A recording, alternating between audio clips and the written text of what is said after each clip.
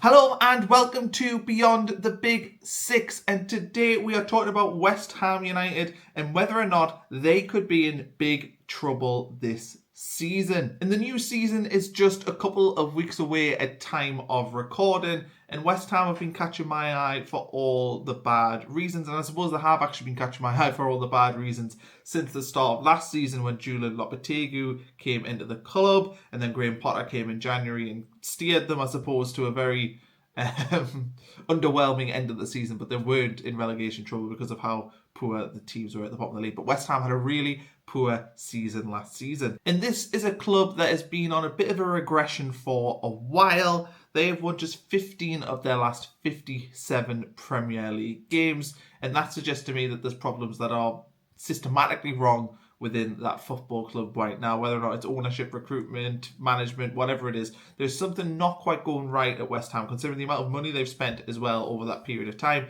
And I'm just getting a little bit concerned that this is a club where the trajectory seems to be going down, and can they swing that back up? It's hard to do. It's hard to get a club that has, a little bit of downward momentum. It's hard to swing that and turn it into positive momentum. I kind of hope that Graham Potter coming in January would have been the positive momentum swing, but we've not seen that yet. And I think there's concerning signs in the transfer window that West Ham are not making the moves they need to bring the squad forward and get rid of some of the staleness around that team right now. But anyway, let's dig into whether West Ham are actually in big trouble this season.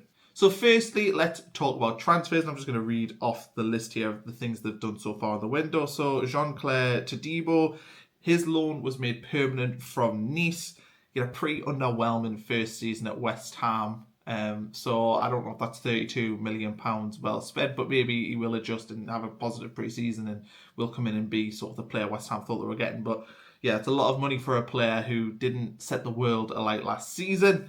Kyle Walker-Peters on a free from Southampton. That just feels like a decent bit of business. Like, he's not a world beater. He's not a world-class player, but he will certainly do a job for West Ham, and he was, one of the few bright sparks in a very, very poor Southampton team last season. So I don't hate that bit of business. El Hadji Malik Diouf, when this one was going through, you had to take a double take of like El Hadji Diouf.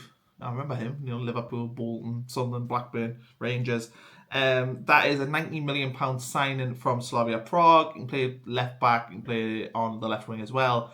I think that's a good bit of business. He's 20-year-old. He's not necessarily going to hit the ground running there, but that is the kind of player you would like to see West Ham sign. It's the kind of player that Graham Potter has a record of development. So I think that one is a tick. They've also lost Mohamed Kudus to Tottenham for around £55 million.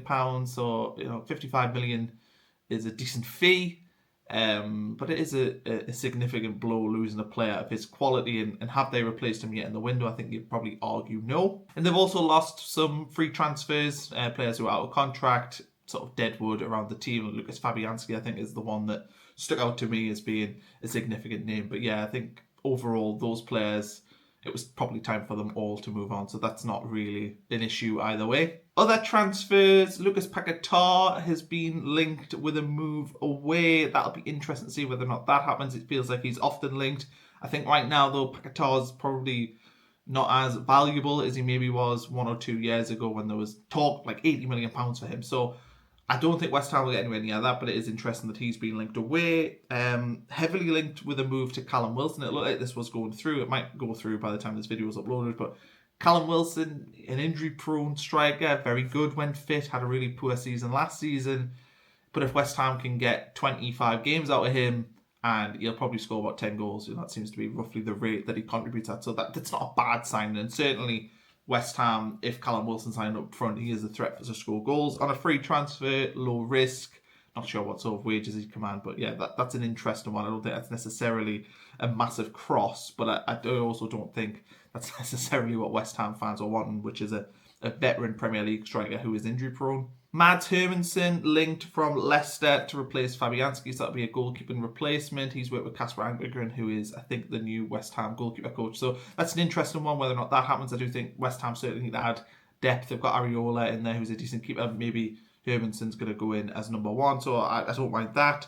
And they've also been linked earlier in the window with Harvey Elliott and Tyler Morton. So that to me, that would actually be good because it's freshened up that middle of the park for West Ham. And I think they do need a bit more legs in there. So look, I'm not necessarily against those moves. I do think that centre forward, Callum Wilson's probably not the answer really long term, but if it has to be a stopgap, if there's PSR issues and whatnot, maybe for a season, Callum Wilson will do a job provided he can stay fit. But I think overall, I look at West Ham's business and it's like they're picking at the edges. They're not, making a significant move to really bring this team forward. And I think when you bring in a manager like Graham Potter, the hope would be that you would back him and let him bring in a few of his own players. Look, there's still time in this transfer window, but I think I'd be disappointed that West Ham haven't been able to really buy him a few players that he can really stick his teeth into it and develop and begin that sort of Brighton model, which I presume West Ham probably want to copy, where you develop players and sell them on, I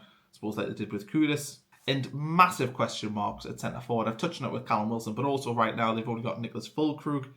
And look, he's 33 coming into the new season. I think he changed 33, this season. He didn't have a great season last year. I think he scored 3 Premier League goals. I'm not convinced that he is the guy that you want to be hanging your hat on. So West Ham, they have to bring in a new centre forward, and bringing in Callum Wilson, who's roughly the same sort of age. I think they definitely need to bring in someone else. They need to bring in some youth, some legs. I don't think Füllkrug, he's not the quickest. He is a threat physically and aerially, but I'm not convinced at centre forward for West Ham. And I think they definitely need to make moves there. And I think they will make moves there. I don't think they will let it sit the way it is right now. You also have to put question marks over Graham Potter. I think we all know he did a very good job at Brighton. He got that move to Chelsea, which was a disaster, but Chelsea were a disaster at the time. So it's really hard to judge him on that period. Now he goes to West Ham. He wins 5 of 20-ish games when he gets the job. Not great, not a great return. And I think the optimism when he came in is dissipated a little bit. I don't know whether or not it would have been better for him to just come in the summer and not come in mid-season. But there are question marks, I think, over Graham Potter and whether or not he is the manager we also thought he was 3 or 4 years ago. And I think as well, when he was brought in, my hope was, and I mentioned this at the top of the video, was that West Ham would add some freshness. But it still feels to me that this team is very stale, and West Ham feels stale when I watch them. I don't think the massive spending they did last summer has addressed that issue, and I still think that West Ham need to add youth, younger players into their team. They've done that with Diouf, but they need to add more of that. And I would love to see them add a dynamic younger striker in there, somebody, like an Eliza Mayenda who's at Sunderland, just who's raw, pacey, and has a lot of kinks to his game, but also has a lot of positives. That's the sort of player I would like to see West Ham bring in. But there's still a ton of reasons to be positive around West Ham. And normally I start these videos with the positives, but I think the negatives are outweighing the positives on this one. But West Ham still have a squad full of really good players that would get in most Premier League teams. I mean, I've made a list here. There's other ones, but Kilman, Todibo, Wan-Bissaka, Walker-Peters, Alvarez, Souček, Ward-Prowse, Diouf, Paquetá, Somerville, Bowen. They're all really good players that were getting the most Premier League 11s. And you look at the newly promoted teams, all of them players would get into the newly promoted teams. Somerville at Leeds was their star man.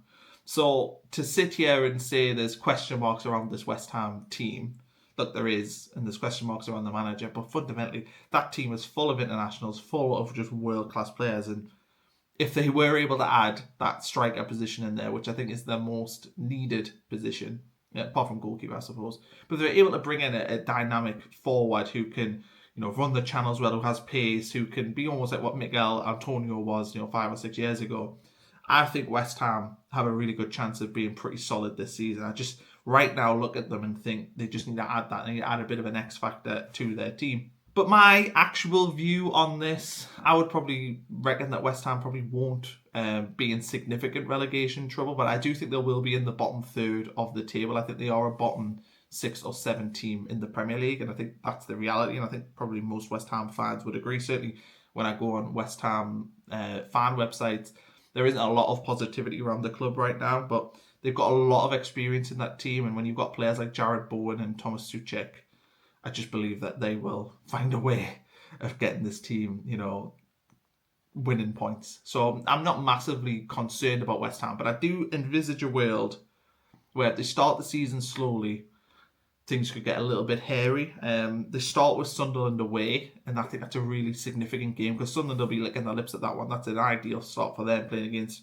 an established Premier League team, but one that is maybe going through a bit of a tough time. And I think Sunderland will target that and think, right, we can get off to a good start. And I think if West Ham lose that, the negativity can really build up and the concerns probably will rise a little bit more. They've got to play Chelsea, Forest, Tottenham, Palace and Everton.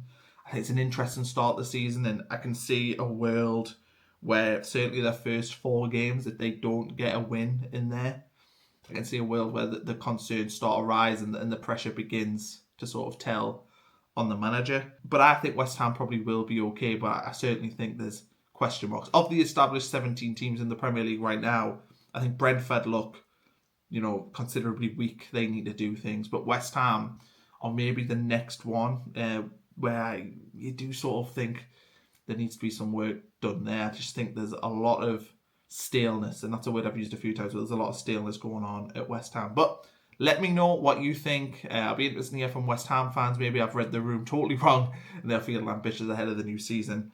And I hope I'm wrong, because West Ham are obviously a very, very significant club and an interesting one to have in the Premier League. But yes, let me know what you think. Please like and subscribe, and we'll catch you on the next video on Beyond the Big Six.